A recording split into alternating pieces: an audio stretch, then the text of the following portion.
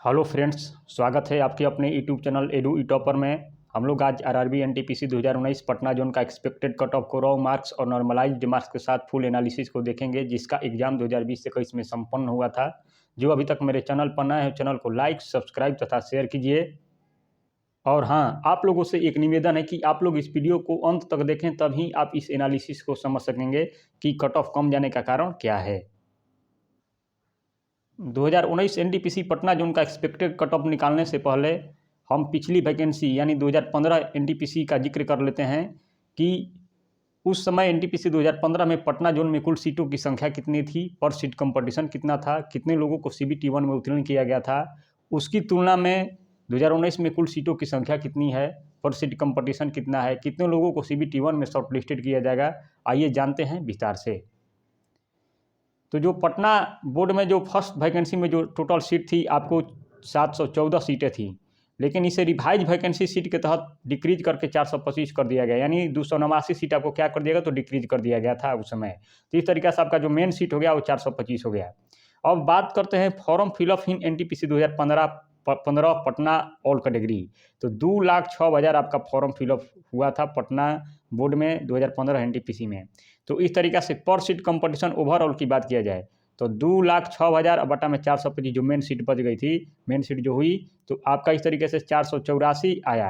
यानी 484 लोगों में से एक लोगों को सेलेक्ट करना था सीबीटी 1 और सीबीटी 2 दोनों को मिलाकर। ओवरऑल कंपटीशन की हम बात कर रहे हैं। फिर बात करेंगे हम सीबीटी 1 कंपटीशन की भी। आइए आगे। अब CBT 1 selected candidate in Patna 2015 में कितने लोग सेलेक्ट हुए थे, तो 714, यानी फर्स्ट सीटों के विरुद्ध ही 15 लोगों को सिलेक्शन किया जाता था, क्योंकि उस समय एडवर्टाइजमेंट या नोटिफिकेशन के आधार पर 15 गुना लोगों को ही सीटों के आधार पर सिलेक्शन करना था। तो इस तरीके से 714 गुणे 15 10,710 लोग सेलेक्ट हुए थे सीबीटी 2 देने के लिए। अब मानते हैं कि approx 50% candidate exam attend in CBT 1। आप 2019 के एनटीपीसी में ही देख रहे हैं कि किसी जोन में अटेंडेंस का जो परसेंटेज है वो 42% है, किसी जोन में अटेंडेंस का जो परसेंटेज है वो 48% है, और किसी जोन में अटेंडेंस का जो परसेंटेज है वो 52% है, 55% है। तो इस तरीक़ा से हमने ऑल ओवर डाटा 50% मानकर चल रहे हैं। तो एनटीपीसी 2000 पटना 2015 सीबीटी 1 कंपटीशन तो 10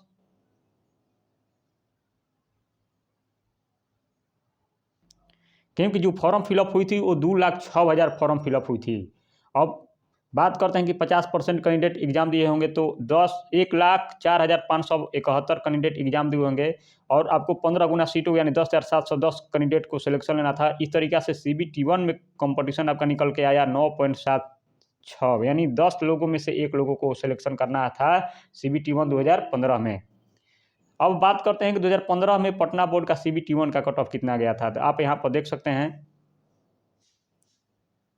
यूआर का आपको 63.03 गया था, ओबीसी का 53.57 गया था, एससी कैटेगरी का 38.55 गया था, और एसटी कैटेगरी का 26.69 कट ऑफ गया था। ये आपका 2015 का एनटीपीसी पटना बोर्ड का कट ऑफ गया था सीबीटी 1 का।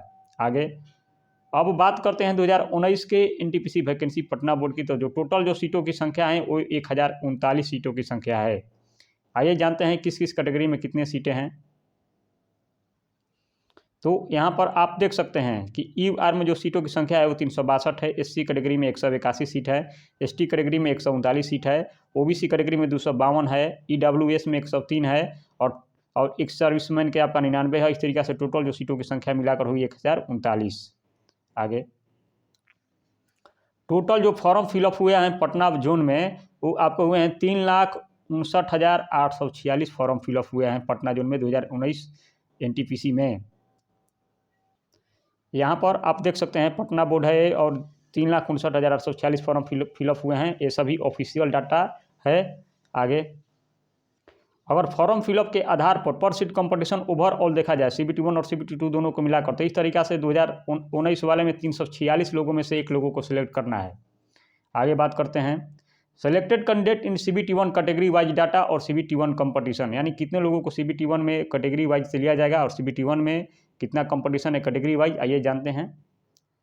जो टोटल जो सीट है 1039 सीट है, और इस बार नोटिफिकेशन और एडवर्टाइजमेंट में 20 गुना लोगों को सिलेक्शन करना है। यहाँ पर देख सकते हैं आप total number of candidate to be short listed shall be 20 times the community wise vacancy of posts. तो इस तरीक़ा से 20,780 कैंडिडेट सेलेक्ट होंगे CBT 2 देने के लिए पटना बोर्ड में। अगर मान के चलते हैं कि 50% candidate attend exam in every category, तो ER की हम नहीं बात करते हैं क्योंकि ER में सभी कैटेगरी के लोग आ जाते हैं, इसलिए ER का थोड़ा कट ऑफ हाई चला जाता है। अब बात करते हैं हम OBC कैटेगरी की, तो OBC फॉर्म फिलअप हुआ है 1,91,917 non creamy layer plus creamy layer को मिलाकर। तो अगर एग्जाम 50% कैंडिडेट अटेंड करते हैं तो 95,958 कैंडिडेट एग्जाम को अटेंड किए होंगे। और CBT 1 में सिलेक्टेड कैंडिडेट इन OBC, तो आपका 252 सीट है और इसके 20 गुना लेना है, तो 5,140 कैंडिडेट सेलेक्ट होंगे CBT 1 देने के लिए OBC कैटेगरी से। अगर बात करते हैं कि CBT 1 पर सीट कंपटीशन कैंडिडेट OBC में कितना कंपटीशन है, तो यहाँ पर आप देख सकते हैं 95,958 बटा में 5,140 यानी 18.66, यानी 18 लोगों में से 1 लोगों को सेलेक्ट करना है OBC कैटेगरी से इस बार 2019 के CBT 1 में। आगे SC कैटेगरी में जो फॉर्म फिलअप हुआ है वो 59,080 फॉर्म फिलअप हुआ है और कैंडिडेट एग्जाम अटेंड 50% अगर दिए हैं तो 29,040 कैंडिडेट एग्जाम को दिए होंगे। SC कैटेगरी में सीटों की संख्या है 181 और CBT 1 में शॉर्ट लिस्टेड होंगे 181 × 20 यानी 3,620 कैंडिडेट सेलेक्ट होंगे। और CBT 1 में पर सीट कंपटीशन SC कैटेगरी में देखा जाए तो यहाँ से निकल कर आया आपको 8, यानी 8 लोगों में से 1 लोगों को सिलेक्ट करना है। आगे CBT 1 पर सीट कंपटीशन इन ST, तो यहाँ पर 4.4 यानी 4 लोगों में से 1 लोगों को सिलेक्शन करना है। और CBT 1 पर सीट कंपटीशन EWS में आपको 3.43 यानी 3 लोगों में से 1 लोगों को सिलेक्ट करना है EWS में। और CBT 1 में कंपटीशन ओवरऑल की बात करें हम लोग तो 8.64, तो 8 लोगों में से 1 लोगों को सिलेक्ट करना है पटना बोर्ड में, 8.64 लोगों में से 1 लोगों को सिलेक्ट करना है। अब बात करते हैं ये सभी अटेंडेंस के आधार पर हम CBT 1 कंपटीशन मानकर चल रहे हैं।